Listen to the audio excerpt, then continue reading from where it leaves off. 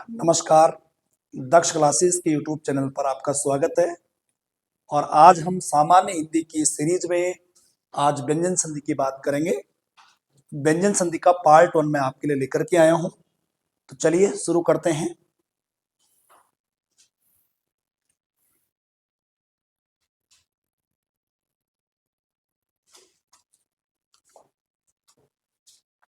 चलिए स्टार्ट करते हैं। संधि को लेकर के हमारी बातचीत चल रही थी और संधि के प्रकार हम पढ़ रहे थे और संधि के प्रकार हम 3 प्रकारों को लेकर के बातचीत चल रही थी।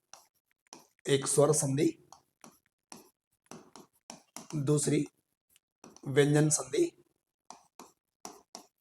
और तीसरी विसर्ग संधि।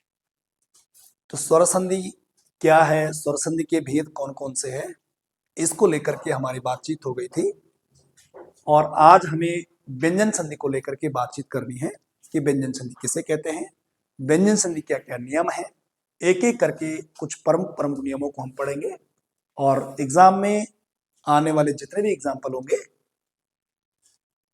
वो सारे हम कवर करने वाले हैं इन प्रमुख नियमों के अंतर्गत। तो चलिए शुरू करते हैं। सबसे पहले जानते हैं कि व्यंजन संधि किसे कहते हैं। देखो, हम पहले भी बात कर चुके हैं कि जब स्वर और स्वर मिलते हैं तो वहां पर स्वर संधि होती है, और जब व्यंजन के बाद स्वर या व्यंजन आए तो वहां पर व्यंजन संधि होती है। पहले व्यंजन आना चाहिए, उसके बाद स्वर भी आ सकता है और व्यंजन भी आ सकता है। अगर कहीं पर ऐसा है तो उनके परिवर्तन से होने वाले विकार को या उनके मिलने से होने वाला विकार या परिवर्तन क्या कहलाती है, व्यंजन संधि। तो देख लेते हैं यहाँ पे, जिस संधि में किसी एक व्यंजन के बाद स्वर या व्यंजन आने से व्यंजन की मूल प्रवृत्ति में परिवर्तन होता है तो उसे व्यंजन संधि कहते हैं। शॉर्ट में बोलना चाहेंगे अगर, तो भाई पहले क्या आना चाहिए, व्यंजन। किसी शब्द के अंत में व्यंजन आना चाहिए। पहले शब्द का जो अंतिम वर्ण होगा वहां पर व्यंजन होना चाहिए, और उसके बाद दूसरा जो शब्द होगा उसका पहला जो वर्ण होगा वो स्वर भी हो सकता है और व्यंजन भी हो सकता है। तो व्यंजन के बाद यहां पर क्या लिखा हुआ, व्यंजन के बाद स्वर या व्यंजन आने से, व्यंजन के बाद स्वर या व्यंजन आने से व्यंजन की मूल प्रवृत्ति में, या यूं कहें कि व्यंजन के बाद स्वर या व्यंजन आने से जो परिवर्तन आता है, जो विकार उत्पन्न होता है, उसी को व्यंजन संधि कहते हैं।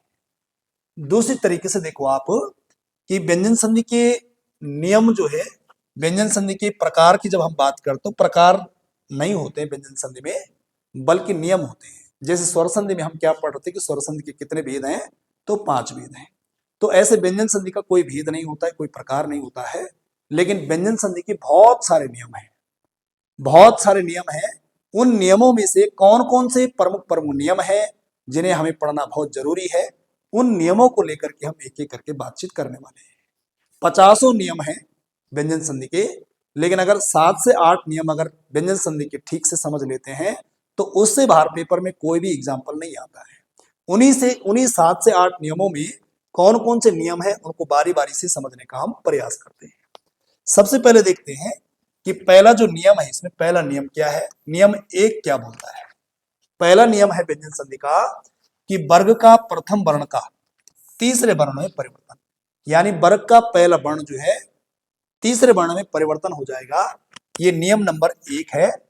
और वर्ग का जो पहला वर्ण होगा वो तीसरे वर्ण में परिवर्तन क्यों होगा, किस कंडीशन में होगा, तो देख लेते हैं परिभाषा। यदि किसी वर्ग के प्रथम वर्ण के बाद या फिर क्या बोला गया, प्रथम अल्पप्राण के बाद, और यह बोला गया है प्रथम अघोष के बाद, कोई अगर सघोष ध्वनि आती है तो वर्ग का जो पहला वर्ण है, वर्ग का जो प्रथम वर्ण है, उसके स्थान पर उसी वर्ग का तीसरा वर्ण बन जाता है। शॉर्ट में अगर बातचीत करेंगे, शॉर्ट में अगर समझने का प्रयास करेंगे तो इसमें होता क्या है, वर्ग का तीसरा वर्ण जैसे का गा बन जाएगा, चा का जा बन जाएगा, टा का डा बन जाएगा। शॉर्ट में इस नियम को हम ऐसे समझ सकते हैं कि भाई पहले शब्द का जो अंतिम वर्ण आएगा, पहला शब्द का जो अंतिम वर्ण आएगा वो होगा वर्ग का पहला वर्ण। और वर्ग का पहला वर्ण कौन होता है? का, चा, टा, ता और पा। 5 वर्ग होते हैं। एक हो गया क वर्ग, एक हो गया च वर्ग, एक हो गया ट वर्ग, एक हो गया त वर्ग और एक प वर्ग। तो वर्ग का पहला वर्ण का मतलब है कि का, च, ट, त, पा में से कोई वर्ण होना चाहिए, पहले शब्द का जो अंतिम वर्ण होगा। ठीक है जी, पहला जो शब्द होगा उसका जो अंतिम वर्ण होगा वो या तो का होना चाहिए, या तो चा होना चाहिए, या तो टा होना चाहिए, या ता होना चाहिए, या फिर पा होना चाहिए। इनमें से कोई एक होना चाहिए। उसके बाद दूसरी तरफ दूसरा जो शब्द होगा उसका जो पहला वर्ण होगा या तो वो कोई स्वर हो तब भी चलेगा, या फिर वर्ग का तीसरा वर्ण हो तब भी चलेगा, और या फिर वर्ग का चौथा वर्ण हो तब भी चलेगा, और या फिर अंतस्थ व्यंजन हो। अंतस्थ व्यंजन हो तो या, रा, ना, वा। अगर ये कंडीशन होती है कि वर्ग के पहले वर्ण यानी का, च, ट, त, प के बाद या तो कोई स्वर आए, या वर्ग का तीसरा वर्ण आए, या वर्ग का चौथा वर्ण आए, या फिर अंतस्थ व्यंजन आए, इनमें से कोई भी एक वर्ण आए, तो वर्ग का जो पहला वर्ण होता है वो अपने ही वर्ग का तीसरा वर्ण में, अपने ही वर्ग का तीसरा वर्ण, अपने ही वर्ग का तीसरे वर्ण में परिवर्तन हो जाएगा। ठीक है जी, तो वर्ग का जो पहला वर्ण होगा वो अपने ही वर्ग का तीसरा वर्ण बन जाएगा। जैसे एग्जांपल देख लेते हैं कि का गा में परिवर्तन कैसे होगा, चा का जा में परिवर्तन कैसे होगा, टा का डा में कैसे होगा, ता का दा में कैसे होगा, पा का बा में कैसे होगा। तो इस तरफ हमने का, चा, टा, ता, पा लिखा हुआ है, और इस तरफ का गा तीसरा है, चा का जा तीसरा है, ड, द, प ये सब आ गए। तो देख लेते पहले का गा में परिवर्तन कैसे होता है, इसको जान लेते पहले। ठीक है जी, का ज में परिवर्तन कैसे होता है इसको देख लेते हैं। जैसे एग्जाम्पल दिया हुआ है, एक शब्द हमारे पास दिया हुआ है दिख, एक शब्द दिख दिया हुआ है, दूसरा शब्द क्या दिया हुआ है? अंबर। लेकिन याद रखना कि व्यंजन संधि में अगर विच्छेद करके आपके पास दे रखा है तो उसके नीचे हलंत जरूर होता है। तो पहला जो शब्द है उसका अंतिम जो वर्ण है वो क्या है? का, और दूसरा जो शब्द है उसका पहला वर्ण क्या है? आ। तो ये क्या बोला कि वर्ग का पहला वर्ण हो, तो यहां पर इस शब्द का अंतिम वर्ण क्या है? का। ये वर्ग का पहला वर्ण है, और उसके बाद स्वर बोल रहा है या तीसरा, चौथा या अंतस्थ व्यंजन आए, तो यहां पर क्या रखा? आ। आ क्या है? एक स्वर है। तो अगर वर्ग के पहले वर्ण के बाद यानी का के बाद अगर कोई स्वर आ रहा है तो यानी पहला वर्ग क्या बन जाएगा? तीसरा वर्ण बन जाएगा। जो पहला वर्ण है वो क्या बन जाएगा? तीसरा वर्ण बन जाएगा। तो का के स्थान पर हमारा क्या हो जाएगा? ग। और इधर से ऊपर जो दी है ये उतर जाएगा नीचे, और इधर से ये क्या है हमारे पास? अंबर। ये अंबर हमने इस प्रकार से लिख दिया। ठीक है, का गा हो गया, बस संधि हो गई हमारी, व्यंजन संधि हो गई। अब तो इकट्ठा करना है, हो गया काम। का ग बन गया, क्यों बना? ये नियम है। तो इस हिसाब से अगर हम इसे इकट्ठा करेंगे तो ये दी हो गया, ये आ यहां चला जाएगा, पूरा गा बन जाएगा, और ये माँ और बा ये इसके साथ लग गया, और ये क्या बन गया? दिगंबर। तो दिक धन अंबर बराबर दिगंबर। ये का ग बन गया, ये का था यहाँ पे और यहाँ क्या आ गया? गा आ गया। का गा में परिवर्तन हो गया। ये का गा में परिवर्तन, ये पहला नियम है।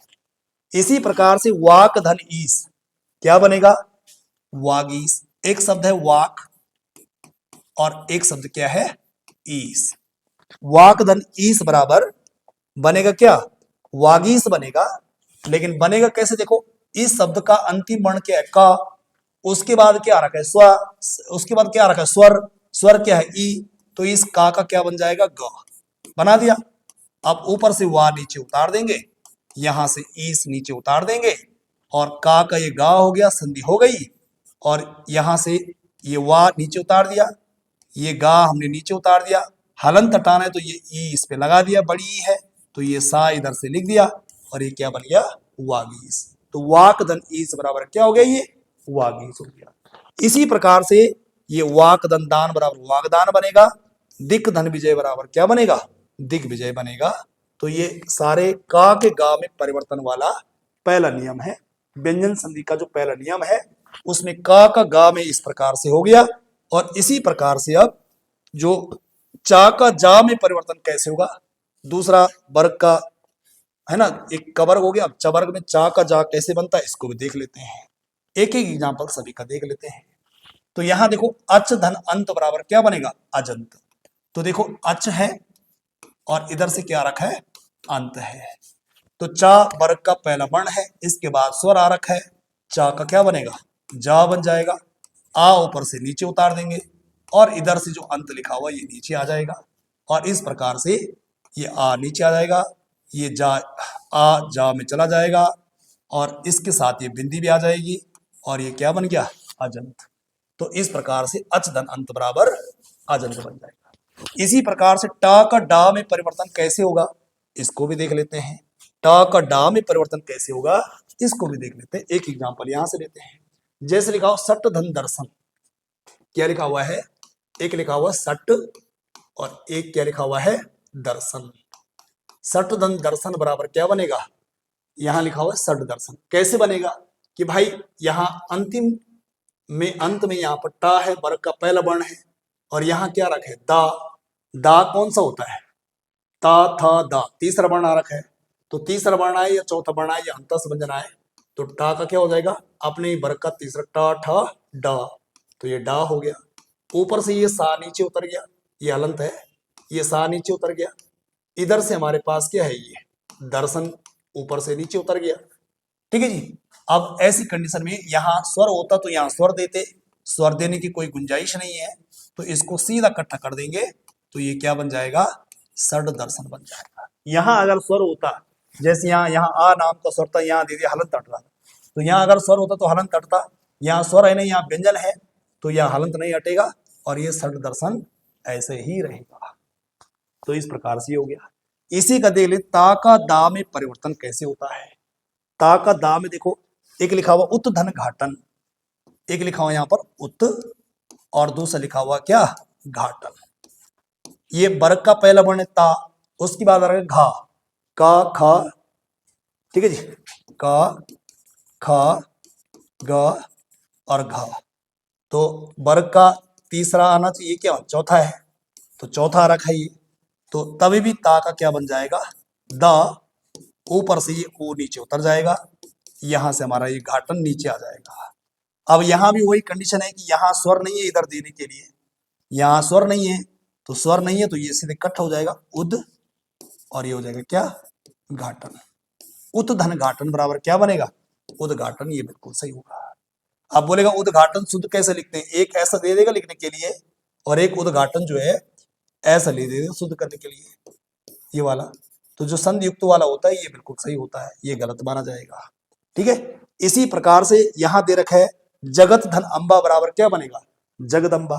तो ये कैसे बनेगा, देखो जगत धन अंबा, जगदंबा बनेगा, क्योंकि ता के बाद ता वर्ग का पहला वर्ण है, इधर आ रखा है, तो ता का हो जाएगा जी दा, हो गया दा। इधर ऊपर से जो जग है ये नीचे उतारा जी, और इधर से हमारे पास अंबा ऊपर से नीचे उतारा। अब यहाँ हलंत है तो यहाँ से स्वर इधर दे देंगे, तो ये दा पूरा हो जाएगा। इधर से ये जग है, ये हो गया जग, और आधा माँ और बा इधर से लगा देंगे तो ये क्या बन गया, जगदम्बा। तो इसी प्रकार से ये जगत धन ईस, उद्धन योग, वृद्धन रथ बराबर वृद्धन बनेंगे। तो ये ता का दा में परिवर्तन हो रहा है, यानी वर्ग का पहला वर्ण तीसरे वर्ण में परिवर्तन हो रहा है। उसी प्रकार से यहाँ पर पा का देख लेते हैं, पा का बा में परिवर्तन कैसे हो रहा है, तो एक एग्जाम्पल इसका भी देख लेते हैं। ठीक है, एक एग्जाम्पल इसका भी देख लेते हैं। जैसे देखो यहाँ पर एक शब्द लिखा हुआ है अप, और उसके बाद यहाँ क्या लिखा हुआ है, जा। तो पा वर्ग का पहला वर्ण है, उसके बाद क्या रखा है, जा, चा छा जा, तीसरा वर्ण आ रखा है, तो पा का क्या बन जाएगा, पा फा बा, बा बन जाएगा।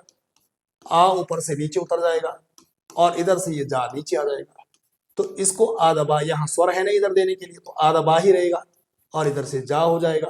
तो अप धन जा बराबर क्या बन जाएगा, अब जो बन जाएगा उसी प्रकार से अपदंता बराबर क्या बन जाएगा, अब्द बन जाएगा, और ये व्यंजन संधि का एक नियम हमारा पूरा हो जाता है। इसी प्रकार से एक और नियम दिया हुआ है, एक और नियम दिया हुआ है कि वर्ग का जो पहला वर्ण होता है इसका पांचवां वर्ण में परिवर्तन। अभी था वर्ग का पहले वर्ण का, वर्ग का पहले वर्ग का तीसरे वर्ण में परिवर्तन, का ग, चा का जा, इस प्रकार से बदल रहा था। अब वर्ग का जो पहला वर्ण होगा वो अपने ही वर्ग का पांचवें वर्ण में परिवर्तित होगा। ये व्यंजन संधि का दूसरा नियम है। कैसे कैसे परिवर्तन होगा, तो क्या लिखा हुआ है, यदि किसी वर्ग के प्रथम वर्ण के बाद, यदि किसी वर्ग के प्रथम वर्ण के बाद किसी भी वर्ग का कोई पांचवा वर्ण आए तो वर्ग का प्रथम वर्ण के स्थान पर उसी वर्ग का पांचवा वर्ण बन जाएगा। जैसे का गा हो जाएगा, चा का या हो जाएगा, टा का ना हो जाएगा, ता का ना हो जाएगा और पा का मा हो जाएगा। ये वर्ग के पहले वर्ण है और ये सारे के सारे वर्ग के पांचवें वर्ण है। तो अभी तक का गा हो रहा था, वर्ग का पहले वर्ण का तीसरे वर्ण में परिवर्तन हो रहा था, लेकिन अब वर्ग का पहले वर्ण का पांचवें वर्ण में परिवर्तन हो रहा है, क्योंकि का गा बनना है, चा का या बनना है, टा का ना बनना है, ता का ना बनना है और पा का मा बनना है। कैसे बनेगा, देखो यहां पर इसका एक शॉर्टकट भी देख लेते हैं। परिभाषा का हमने शॉर्टकट बनाया है, इससे बहुत आसानी से समझ में आ जाता है। तो शॉर्टकट क्या बनाया, परिभाषा का निचोड़ क्या निकाला डायग्राम के माध्यम से। तो वर्ग का पहला वर्ण आना चाहिए शब्द के अंत में, पहला जो शब्द होगा उसका अंतिम वर्ण क्या होगा, वर्ग का पहला वर्ण, का चा टा ता पा मा, इसको ही होना चाहिए। और उसके बाद कोई अनुनासिक वर्ण होना चाहिए। क्या होना चाहिए, अनुनासिक वर्ण होना चाहिए, अनुनासिक वर्ण होना चाहिए। ये नहीं होगा यहाँ पे, यहां पर क्या होना चाहिए था, अनुनासिक वर्ण होना चाहिए। और अगर ऐसा होता है कि वर्ग का पहला वर्ण आ रखा है उसके बाद अनुनासिक वर्ण मतलब पांचवा वर्ण, अनुनासिक वर्ण का मतलब क्या होता है, पंचम वर्ण आए, ठीक है जी, यहां पर क्या है, पंचम वर्ण आए, तो वर्ग का जो पहला वर्ण होता है वो भी अपने ही वर्ग का पांचवा वर्ण बन जाता है। जैसे देख लेते हैं वर्ग का पहला वर्ण, जैसे देखो वाक धनमय बराबर क्या बना, वांगमय। तो यहां पर मैंने लिख दिया वाक और यहां पर क्या लिख दिया, मय। तो देखो यहां पर इस शब्द का पहला जो वर्ण है वो क्या है, का, यानी ये का वर्ग का पहला वर्ण है। और उसके बाद क्या बोला, अनुनासिक वर्ण, अनुनासिक वर्ण होता है वर्ग का पंचम वर्ण। तो ये मां, ये मां जो है अनुनासिक वर्ण है। तो का के बाद मां आया तो ये वाला जो का होगा ये अपने ही वर्ग का भी पंचम वर्ण बन जाएगा, यानी ये भी क्या बन जाएगा, ये क्या बन जाएगा, अपने वर्ग का पंचम वर्ण बन जाएगा। तो का पंचम वर्ण क्या होगा, का ख ग घ ग, तो का बन जाएगा ये गा, ये इस प्रकार से गा बन जाएगा। का क्या बनेगा, गा। अब इधर से वा उतर जाएगा ऊपर से नीचे, का के स्थान पर आ गया गा, और इधर जो ये मय बचा हुआ ऊपर ये आ गया, हमने नीचे लिख दिया। अब ऐसे में देखो आप, अगर होता यहाँ स्वर तो यहाँ स्वर यहाँ देते, स्वर देने की कोई गुंजाइश यहाँ है नहीं है, तो इसको हम सीधे करके इकट्ठा कर देंगे और ये हो जाएगा वांगमय। तो वाक धनमय बराबर वांगमय, और ये वांगमय इसी प्रकार से यहाँ पर बना हुआ है। इसी प्रकार से एक आता जगत धननाथ बराबर जगन्नाथ में कौन सी संधि है, या जगन्नाथ का संधि विच्छेद क्या है। तो यहां पर लिखा हुआ है देखो जगत, और इसके बाद क्या लिखा हुआ है, नाथ। तो यहाँ वर्ग का पहला वर्ण आया ता, और यहाँ ना है अनुनासिक वर्ण, पंचम वर्ण है, ना भी है ना, ता था द ध ना पंचम वर्ण है। तो ता के बाद अगर अनुनासिक वर्ण आए तो पहले वर्ण का पंचम वर्ण बन रहा है। तो ता का भी पंचम वर्ण क्या होगा, ता था द ध ना, तो ता का भी यहाँ पर क्या बन जाएगा, ना बन जाएगा जी। ता का भी क्या बन जाएगा, ना बन जाएगा। तो ता का ना हो गया, बाकी ये नाथ ऊपर से नीचे उतर जाएगा, और इधर से ये जगत जग है, ये जग नीचे उतर गया, जग नीचे उतार दिया, ता का ना बना दिया और ये नाथ नीचे आ गया। अब यहाँ पर स्वर है नहीं है देने के लिए, स्वर होता तो यहाँ देते, तो इसको इकट्ठा कर देंगे, इस ना को ऐसा, आधा ना है ये हलंत वाला ना को आधा बोलते हैं, तो इसको ऐसा लिख देते हैं, और ये इस प्रकार से जगत धननाथ बराबर क्या बन गया, ये जगन्नाथ। तो इस प्रकार से जैसे वाक धनमय बराबर वांगमय, जगत धननाथ बराबर जगन्नाथ, उसी प्रकार सठ धन मास बराबर षणमास, एतत धन मुरारी बराबर एतन मुरारी बनेगा। ये आपके लिए होमवर्क है, आप प्रैक्टिस करिए। ठीक है जी, मैंने आपको समझा दिया। अब अगर अभ्यास करते हैं, प्रैक्टिस करते हैं, तो भाई नौकरी आपकी लगनी है, सिलेक्शन आपका होना है, समझ में आपका आना है। ठीक है जी, अपने लिए आपने पढ़ना है। तो देखो अब एक और नियम देख लेते हैं, मां संबंधी नियम। मां संबंधी नियम देख लेते हैं। मां संबंधी नियम में क्या बोलता है, ये तीसरा नियम है, ये व्यंजन संधि का। यदि मां के बाद कोई स्पर्शी व्यंजन आए, स्पर्शी व्यंजन कौन से होते हैं? का खा गा गा गा, चा छा जा जा या, टा ठा डा डा ना, ता था दा दा ना, और पा फा बा बा मा। यानी स्पर्शी व्यंजन होते हैं का से लेकर के मां तक। इस का से लेकर के मां तक, का खा गा गा गा और सीधे का तक, पा फा बा मां तक। तो का से मां तक जितने भी व्यंजन है वो स्पर्शी व्यंजन होते हैं। और मां के बाद अगर स्पर्शी व्यंजन आते हैं या फिर अंतस्थ व्यंजन आते हैं, अंतस्थ व्यंजन कौन से होते हैं? यारा लावा। और या फिर संघर्षी या ऊष्मीय व्यंजन आए, संघर्षी या ऊष्मीय व्यंजन कौन से होते हैं? सा और हा। और या फिर अगर कोई संयुक्त अक्षर आता है, अक्षर तरज्ञ स्र, इनमें से अगर कोई भी एक व्यंजन आता है तो इस मां के स्थान पर अनुस्वार बन जाएगा। अनुस्वार किसको बोलते हैं? ये वाला, ये मां के स्थान पर क्या बन जाएगा? ये अनुस्वार बन जाएगा। इसका शॉर्टकट क्या निकाला? देखो, परिभाषा ज्यादा लेंथ ना हो। मां के बाद पहले शब्द के अंत में होना चाहिए मां, उसके बाद कोई स्पर्शी व्यंजन आए, अंतस्थ व्यंजन आए या उसमें व्यंजन आए, इस मां के स्थान पर अनुस्वार कर देना हमने बस। अनुस्वार का मतलब पंचम वर्ण, पंचम अक्षर भाई, इतना सा है। कैसे देख लेते हैं एग्जाम्पल से। जैसे देखो यहाँ पे क्या लिखा हुआ है, यहाँ पे एक छोटा सा एग्जाम्पल देख लेते हैं। हमने यहाँ लिखा हुआ सम धन कल बराबर क्या लिखा हुआ? संकल्प।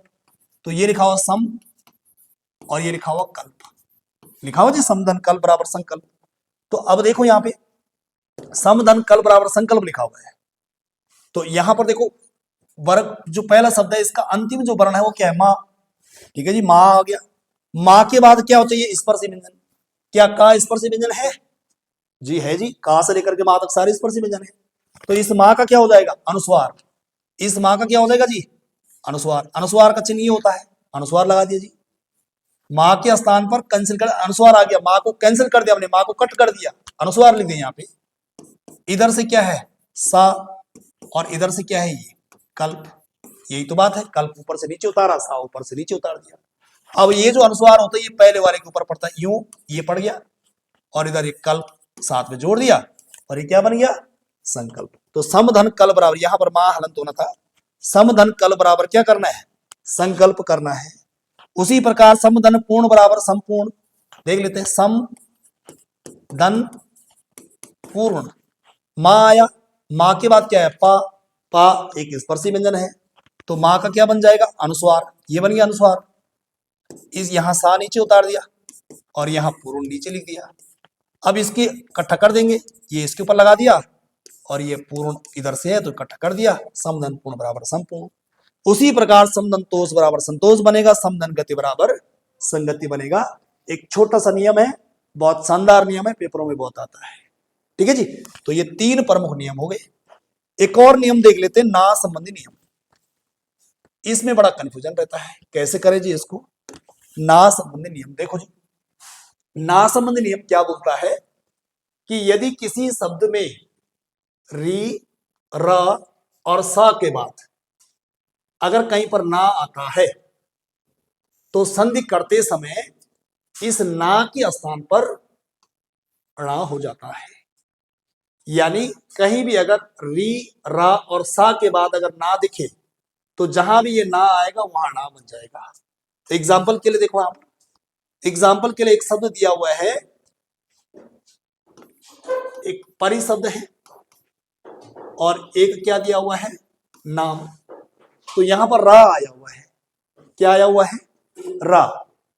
और रा आने के बाद यहां पर क्या रखा? ना, है ना। अब ये मत देखना कि यहां पर लास्ट में ई है, इससे कोई लेना देना नहीं है। ये नियम थोड़ा टेढ़ा है, कहीं भी रा आए, यहां पर आए, यहां पर आए, यहां पर आए, इस रा के बाद कहीं भी अगर ना आता है तो ये ना जो है ना में बदल जाता है। यानी सीधे सीधे परि ये ना कर देंगे, है ना। और ये बड़ा ना है तो ये परिणाम इस प्रकार से होगा।